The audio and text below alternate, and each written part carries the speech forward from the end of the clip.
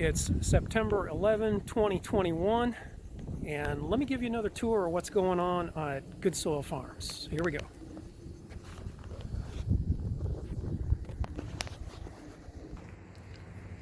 Garden number 1, still under plastic, waiting for the grass kill to go on and finish. Garden number 2, still in grass. But over here, garden number 3, we have been working. Well, I should say Stephanie's been working. We pulled the plastic a couple weeks ago.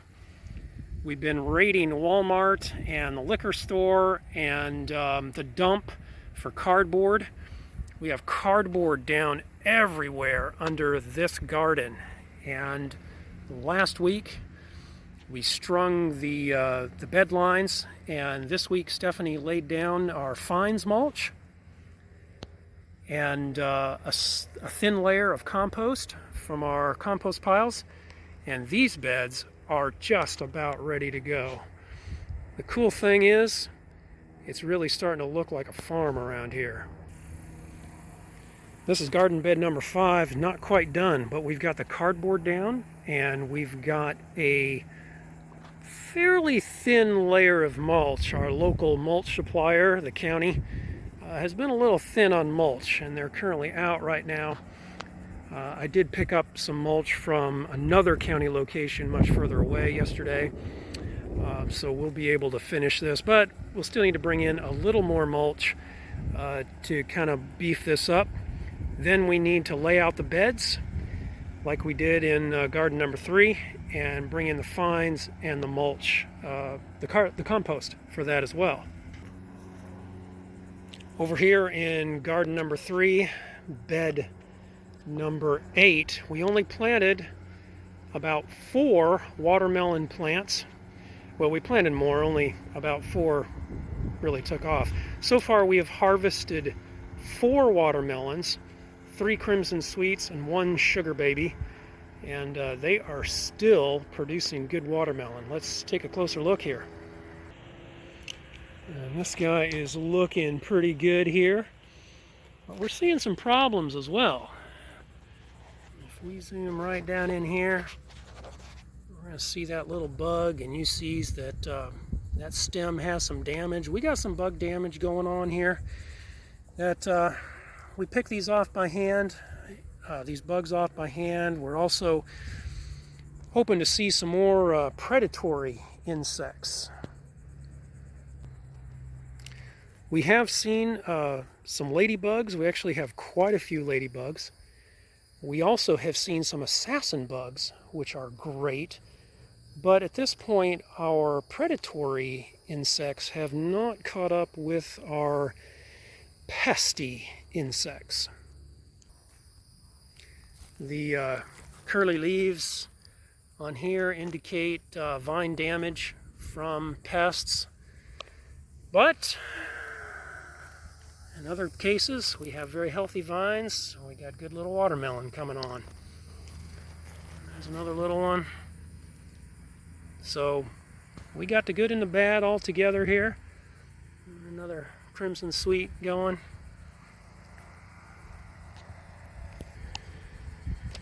This one here, absolutely a giant. Still not quite ready. But you can see, we got issues. We see little peskies on there that are going to give us more and more trouble as time goes on.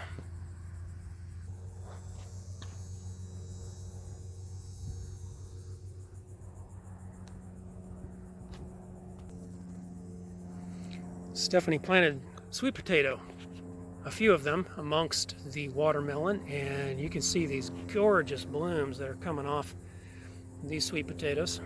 We'll be pulling those up sometime soon and seeing what we got there.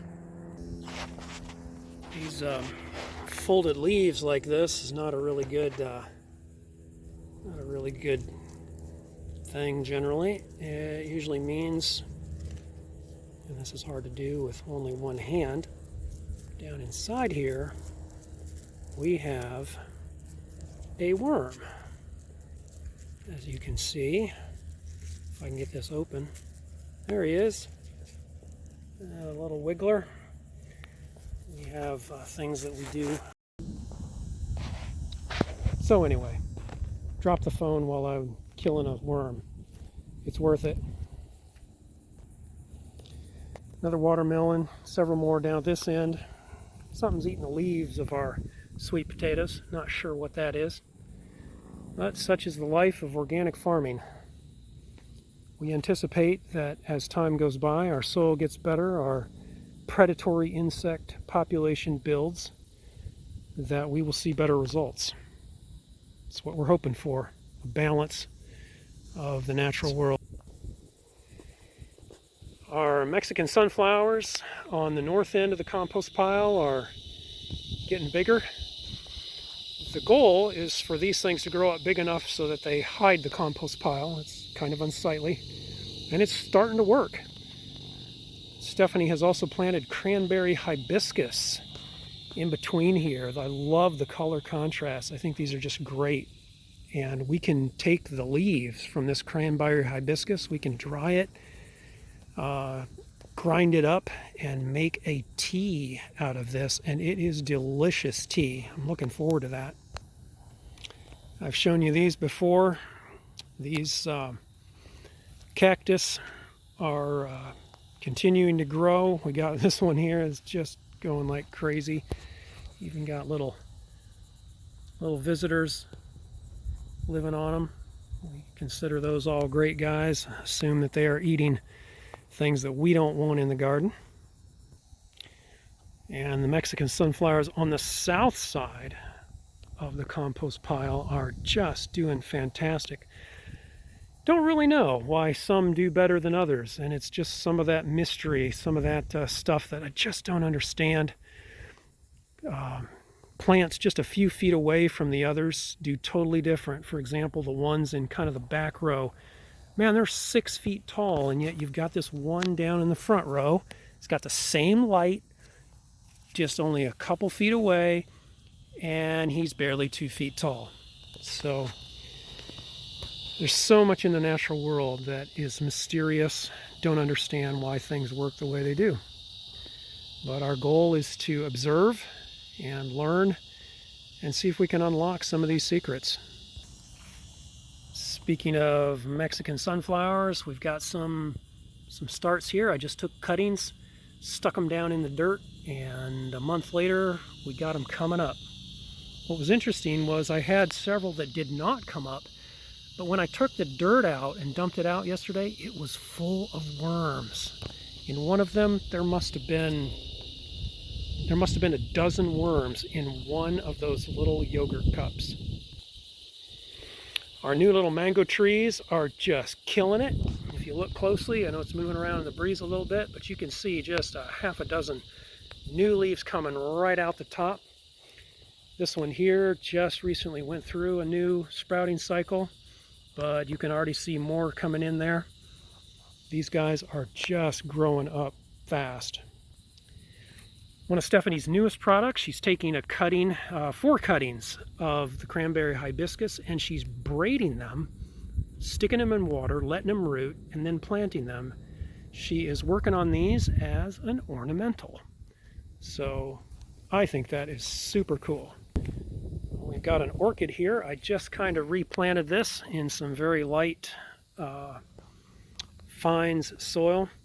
And if you look real close, it hasn't been doing much for a year, but right there you can see it is going to sprout. It is budding.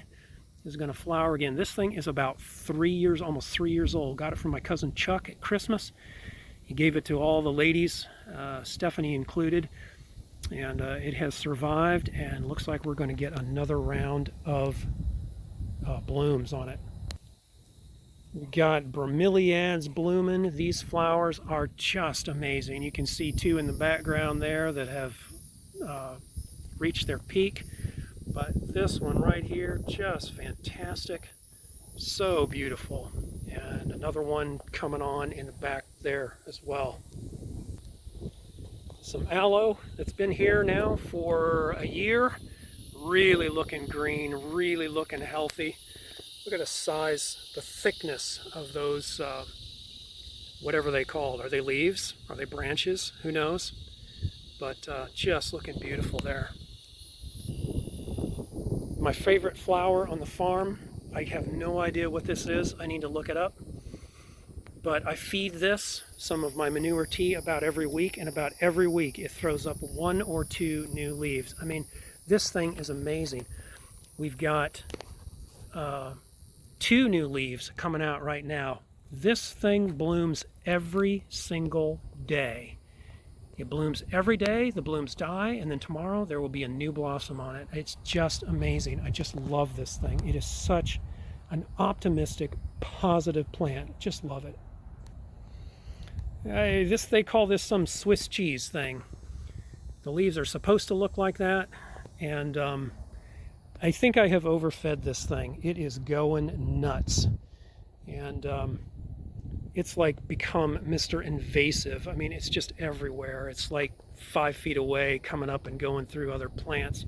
I think we're going to have to tone this guy down a little bit. More of our Bromeliads. These are the ones that we set in the logs. Still got blooms coming out on these guys. Just beautiful. I love them. So I don't know if you can see it, but we got a hummingbird at the fire bush or whatever it's called. We see these little guys just about every day. Simply amazing. Bumblebees love this stuff. The hummingbirds love this stuff. The butterflies love this stuff. Yeah, he's still there. He's on the other side of it. So simply fantastic. There he is. There he is. Hey, we are going to plant these in rows along our garden beds just to foster pollinators coming in and being around our garden. And we've got butterflies and moths and all kinds of sap-sucking seekers all over this bush. Stephanie could tell you what it is. I don't know. But it is a pollinator attractor. We've seen all kinds of beautiful butterflies. They're flying in front of the camera. This thing's gotten pretty big. Oh, check this out down here.